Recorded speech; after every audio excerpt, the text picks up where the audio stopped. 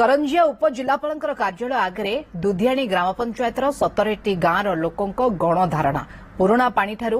बाराकामुड़ा पर्यंत रास्ता एवं नूतन पोलो निर्माण सहित ठाकुरमा पाटणा ठारू श्यामचंद्रपुर पर्यंत स्थायी रास्ता निर्माण दाबी कराଯାଇଛି। आगामी दिन में सरकार दाबी पूरण न कले अनिर्दिष्ट काल गणधारणा बसिए बोली चेतावनी देइछन्ति स्थानीय बासिंदा।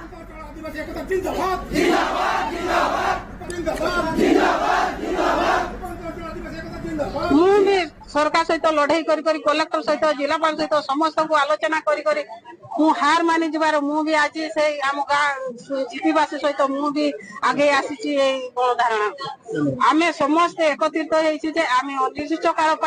ये बसी रही सरकार आम न शुणिले आम ये बसी रू चिरस्थायी भाई ये बसी रू ये मरीगले भी भल हम कहीं पंचायत भर समस्त मरी जाइए मेडिकल आसी पार ना गोटे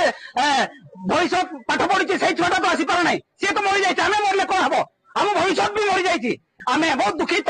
यदि लोक मौलिक समस्या पूरण कर कोटी कोटी टका कार पैसा खाऊँ आदिवासी मान विकास हो पाने आदिवासी मान शिक्षा क्षेत्र विकास हो पाने आदिवासी रोजगार क्षेत्र विकास हो पाने कौन भाई अच्छा ये जवाब मागिचु जदि सरकार जवाब न देवे यही राति रे से प्रशासन लाली अच्छे डरबू ना और राति आराम बसबू जहाँ नीति नियम अच्छी जो स्थायी रास्ता निर्माण आम लेवल जहाँ हो मुझे आम देव इरिगेशन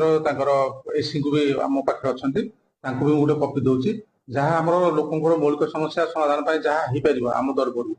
जहाँ नीति नियम भितर आम करके उपस्थित अधिकारी को पठेबू से उपस्थित अधिकारी या जहाँ यथानुष्ठान कार्यानुष्ठान ने।